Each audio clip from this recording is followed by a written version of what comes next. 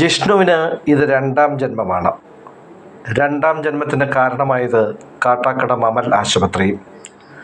പ്ലാവിൽ നിന്ന് വീണ് നട്ടെല്ല് തകർന്ന് ഇനി ഒരിക്കലും എഴുന്നേൽക്കില്ലെന്ന് വിവിധ ആശുപത്രികളിലെ ഡോക്ടർമാർ വിധിയെഴുതിയ ജിഷ്ണു ഇപ്പോൾ നടന്നു തുടങ്ങിയിരിക്കുന്നു. മമൽ ആശുപത്രിയിലെ സുബിൻ ഡോക്ടറുടെ നേതൃത്വത്തിൽ നടത്തിയ സർജറിയും തുടർ ചികിത്സയുമാണ് ജിഷ്ണുവിനെ ജീവിതത്തിലേക്ക് തിരികെ എത്തിച്ചത്. ചില സ്വകാര്യ ആശുപത്രികളിൽ ചികിത്സയ്ക്ക് കൊണ്ടുപോയെങ്കിലും ഭീമമായ തുക ആദ്യം തന്നെ കെട്ടിവെക്കാൻ നിർദ്ദേശിച്ചിരുന്നു. സാമ്പത്തികമായി ബുദ്ധിമുട്ടായതിനാൽ ജിഷ്ണുവിനും കുടുംബത്തിനും അത് സാധിച്ചില്ല.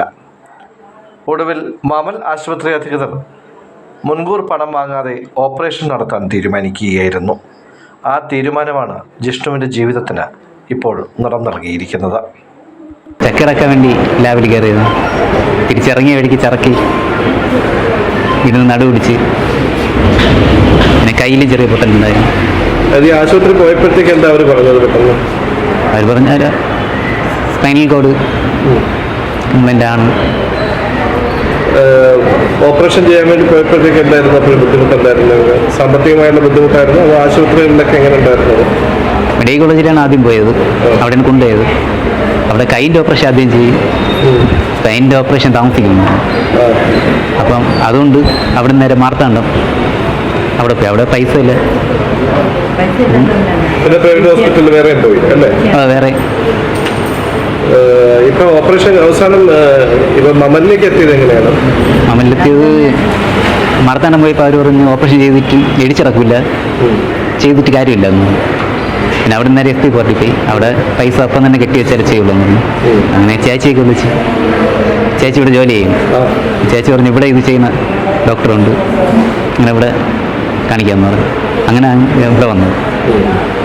അപ്പോൾ ഇവിടെ വന്നപ്പോൾ ഇപ്പം എന്നായിരുന്നു എൻ്റെ ഓപ്പറേഷൻ? എന്നായിരുന്നു? ഏപ്രിൽ 2. ഇപ്പം ശരിക്കും നന്നായിട്ട് എഴുന്നേറ്റ് നടക്കാൻ സാധിക്കും? എഴുതിച്ചിറക്കാം. 2 മാസമായി. ഏത് ഡോക്ടറായിരുന്നു ട്രീറ്റ് ചെയ്തത്? Doctor Subin sir. എന്തായാലും സന്തോഷമുണ്ട്. ഇപ്പം നല്ല സന്തോഷമുണ്ട്. കാരണം 2 മാസം കൊണ്ടൊന്നും എഴുതിച്ചിറക്കാൻ പറ്റുമെന്ന് ഇല്ല. പണിക്ക് വേണ്ടി പോയ സമയത്ത് ലാബിൽ ചക്ക ഇടാൻ വേണ്ടി കയറിയതാണ്. ആ സമയത്ത് വീണു. മെഡിക്കൽ കോളേജിൽ കൊണ്ടുപോയെന്ന് നമുക്ക് കിട്ടിയ വിവരം. അപ്പോൾ എത്രത്തോളം സീരിയസ് ആയിരുന്നെന്ന് ആ സമയത്ത് നമുക്കറിയില്ലായിരുന്നു. അപ്പോൾ മെഡിക്കൽ കോളേജിൽ എത്തിയ സമയത്ത് അവന് അനങ്ങാൻ പോലും പറ്റാത്ത ഒരു കണ്ടീഷൻ. സ്പൈനൽ കോഡ് ഇഞ്ചുറി ആയിരുന്നു. ഇടത് കൈക്കും പൊട്ടലുണ്ടായിരുന്നു.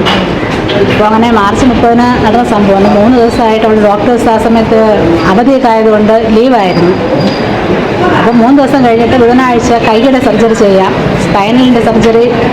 അത് കുറച്ച് കാല് രണ്ടും ചലനശേഷി രണ്ടും പോയ അവസ്ഥയായിരുന്നു. അതുകൊണ്ട് സ്പൈനിൻ്റെ പിന്നെ ചെയ്യാം, മാറ്റി വെച്ച് കൈയുടെ ചെയ്യാന്നുള്ള അവസ്ഥയായിരുന്നു. അപ്പോൾ ആ സമയത്ത് നമുക്കങ്ങനെ വെയിറ്റ് ചെയ്യാൻ കഴിയാത്തൊരു സാഹചര്യം. അങ്ങനെയാണ് നമ്മൾ നേരെ ഐസക് ഡോക്ടർ അവിടെ കൊണ്ടുപോയത്. അപ്പോൾ അവിടെ ചെന്ന് സ്കാനിങ് റിപ്പോർട്ടൊക്കെ കണ്ടപ്പോൾ പറഞ്ഞു 90% കൂടുതലും ഇഞ്ചുറി ആയി കഴിഞ്ഞു, ചെയ്തിട്ട് സർജറി ചെയ്തിട്ട് കാര്യമില്ല, അതുകൊണ്ട് ചെയ്യാൻ കഴിയില്ല എന്നാണ് പറഞ്ഞത്. അങ്ങനെയാണ് അവിടെ നിന്ന് SP ഫോർട്ടിൽ പോയി. അവിടെ നമുക്ക് സാമ്പത്തികമായിട്ടുള്ള ബുദ്ധിമുട്ട്, അത് ആ സമയത്ത് അവിടെ കാശ് കെട്ടി വയ്ക്കണം, വെച്ചാലേ ചെയ്യാൻ പറ്റുള്ളൂ എന്ന് പറഞ്ഞു. ആ സമയത്താണ് ഞങ്ങൾ വർക്ക് ചെയ്യുന്ന ആളാണ്, ട്രെയിനിങ് സ്റ്റാഫാണ് ഹോസ്പിറ്റലിൽ. അപ്പോൾ ഇവിടെ സുബിത് സാറ് സ്പൈൻ സർജൻ വന്നിട്ടുണ്ടായിരുന്ന സമയത്ത് ആഷിഖ് സാറിനെയാണ് ആദ്യം കൺസൾട്ട് ചെയ്തത്. ആഷിഖ് സാറ് സുബിത് സാറിനെ കോൺടാക്ട് ചെയ്തു. അങ്ങനെയാണ് 2-ാം തീയതി സർജറി നടത്താൻ തീരുമാനിച്ചു സർജറി ചെയ്തത്. അതിസങ്കീർണമായ ഒരു ഓപ്പറേഷൻ ആണ് എന്ന് പറഞ്ഞുകൊണ്ടാണ് മറ്റ് ആശുപത്രികളൊക്കെ ഒഴിവാക്കിയത്.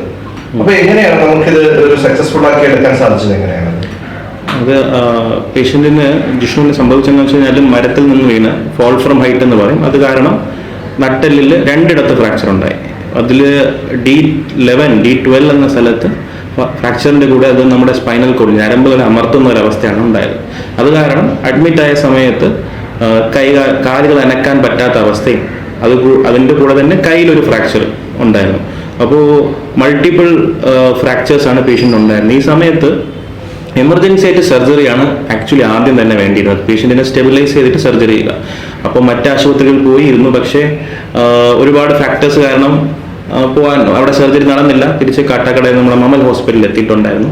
അപ്പോൾ എന്നെ ഇങ്ങനെ അറിയിച്ചു. അപ്പോൾ ഞാൻ വന്ന ദിവസം പേഷ്യൻറ്റിനെ നോക്കിയിട്ട് അതിന് എങ്ങനെയാണ് നമുക്ക് ചെയ്യാൻ പോകുന്നതെന്ന് പേഷ്യൻറ്റിനോടും ജിഷ്ണുവിനോടും റിലേറ്റീവ്സിനോടും എല്ലാം ഡിസ്കസ് ചെയ്തതിന് ശേഷം നമ്മളൊരു ടീം വർക്കായിട്ടാണ് ഈ ഒരു സർജറി ചെയ്തത്. ടീം വർക്ക് എന്ന് ഉദ്ദേശിച്ച് ഞാനും അനസ്തീഷ്യ ടീം, ഓർത്തോപെഡിക് സർജൻ, അതുകൂടാണ്ട് ICU സ്റ്റാഫ്, നഴ്സിംഗ് സ്റ്റാഫ്, എല്ലാവരുടെയും ഒരു ഫിസിയോതെറാപ്പിയാണ് ഏറ്റവും ഇമ്പോർട്ടൻ്റ് ആയിട്ട് റിക്കവറിക്ക് വേണ്ടി ഉള്ളത്. അപ്പോൾ ഇതെല്ലാം കൂടെ ചേർന്ന ഒരു ടീം വർക്കിന്റെ ഭാഗമായിട്ടാണ് നമുക്ക് ഈ സക്സസ് ആയിട്ട്, അത് ഈ കോംപ്ലിക്കേറ്റഡ് ആയിട്ടുള്ള സർജറി പ്രശ്നത്തിൽ നമ്മൾ സക്സസ്ഫുൾ ആയിട്ട് നമുക്കിപ്പോൾ ഇതുവരെ എത്തിച്ചേരാൻ പറ്റിയത്.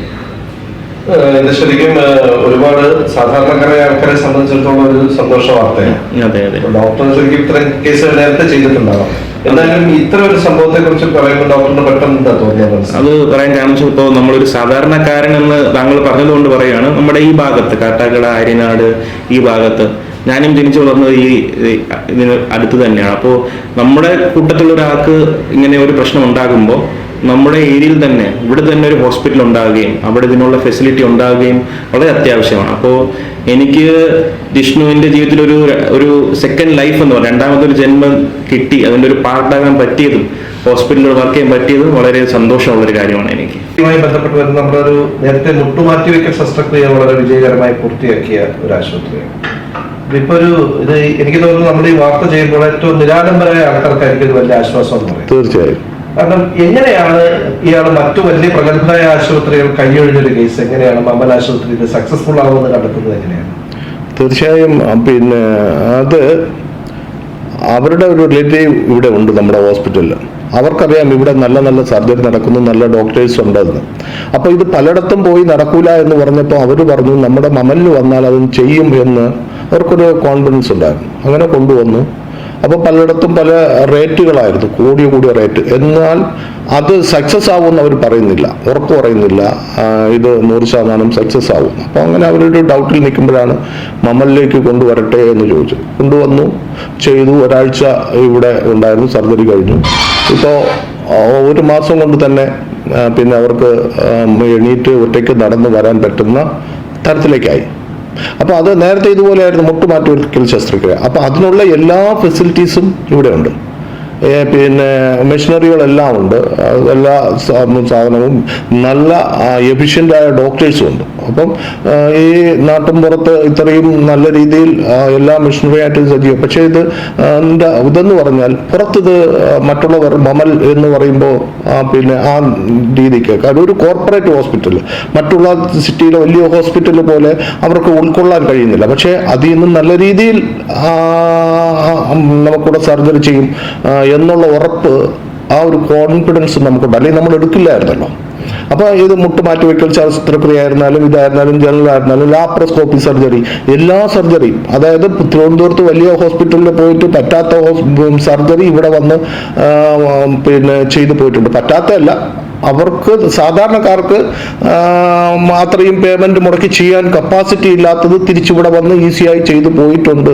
അത് മമലിന്റെ മാത്രം ഒരു പ്രത്യേകത. എന്തുകൊണ്ട് പൈസ കുറഞ്ഞു എന്ന് പറഞ്ഞുകൊണ്ട് ട്രീറ്റ്മെന്റിൽ ഒരു കുറവും വരുത്തുന്നില്ല. നമുക്ക് നമ്മുടേതായ രീതിയിൽ ഡോക്ടർ ഫീയും ഇവിടുത്തെ മറ്റുള്ള ചെലവുകളും മെഡിസിനും മാത്രം വെച്ചുകൊണ്ടാണ് എല്ലാ സർജറികളും. അത് ഏതായിരുന്നാലും, സർജറി ആയിരുന്നാലും ട്രീറ്റ്മെന്റ് ആയിരുന്നാലും ഒരു പിന്നെ അമിതമായി അവരിൽ നിന്നൊന്നും ഈടാക്കാതെ സാധാരണക്കാരന് വന്നിട്ട് പോകണം എന്നുള്ളതാണ് മമലിന്റെ ആഗ്രഹവും പ്രത്യേകത. ആ നിലയ്ക്കാണ് മുമ്പോട്ട് പോകുന്നത്. ഇപ്പം ലൈസറിന്റെ ശസ്ത്രക്രിയ, ലൈസറിന്റെ മെഷീൻ അടക്കം ഇവിടെ ഉണ്ട്. എല്ലാ ലൈസറിന്റെ ഇപ്പം പിന്നെ പൈൽസ് ആയിരുന്നാലും വെരിക്കോസ് ആയിരുന്നാലും ഹെറണി ആയിരുന്നാലും ഇതൊക്കെ ലൈസറിൽ ചെയ്യാം. ആ മെഷീൻ ഇവിടെ ഉണ്ട്. ലാപ്രോസ്കോപ്പി എന്ന് പറഞ്ഞാൽ ഏത് സർജറി ലാപ്രോസ്കോപ്പിയിലുണ്ടെങ്കിലും അത് ചെയ്യാം, മമലിൽ ചെയ്യാൻ പറ്റും വളരെ ഈസി ആയിട്ട്. 1 ദിവസമോ 2 ദിവസമോ കഴിഞ്ഞ് അവർക്ക് പോവാം.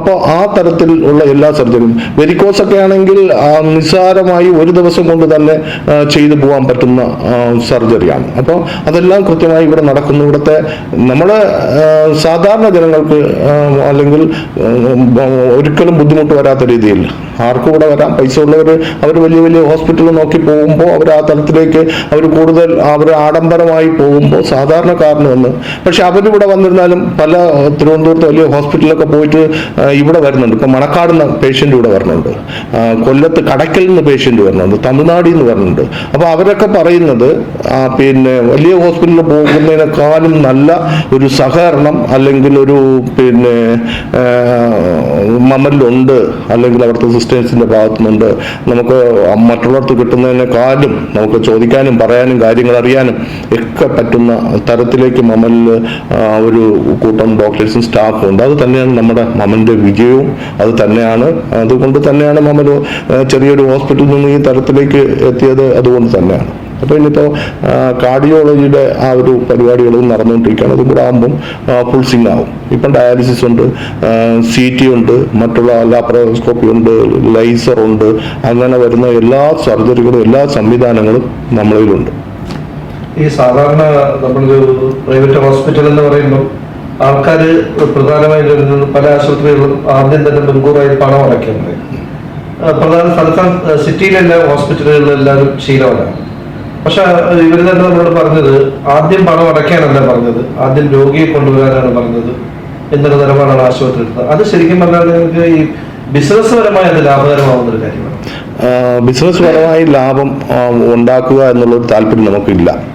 നമ്മൾ പിന്നെ ഇതെല്ലാം കഴിയുമ്പോൾ നമുക്കറിയാം, നമുക്ക് ഒരു വിശ്വാസക്കുറവുണ്ട്. ഇത് സക്സസ് ആവില്ല, അല്ലെങ്കിൽ ചെയ്യാൻ പറ്റില്ല, അല്ലെങ്കിൽ ചെയ്തില്ലെങ്കിൽ അവർ പൈസ അടയ്ക്കാതെ പോവും എന്നൊരു വിശ്വാസക്കുറവുള്ളത് കൊണ്ടാണ് എല്ലാവരും നേരത്തെ അടയ്ക്കാൻ പറ്റുന്നത്. നമുക്ക് വിശ്വാസമാണ്, കാരണം നമ്മൾ അമിതമായി ഫീസ് ഈടാക്കുന്നില്ല, വേറൊന്നും ചെയ്യുന്നില്ല, അത് ചെയ്യാൻ പറ്റും. നമ്മൾ ഒരു പേഷ്യൻ്റെയും മുൻകൂർ ഇതുവരെ പേയ്മെൻറ്റ് അടയ്ക്കാൻ പറഞ്ഞില്ല. ഏത് സർജറിക്ക് വന്നിരുന്നാലും മുൻകൂർ അടയ്ക്കാൻ പറഞ്ഞില്ല.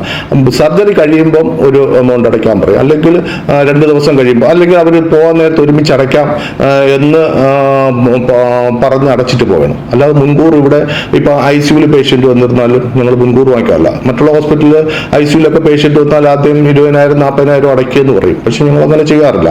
2 ദിവസവും 3 ദിവസവും അവർക്ക് സൗകര്യമുള്ളപ്പോൾ അടയ്ക്കുക എന്നുള്ളതാണ്.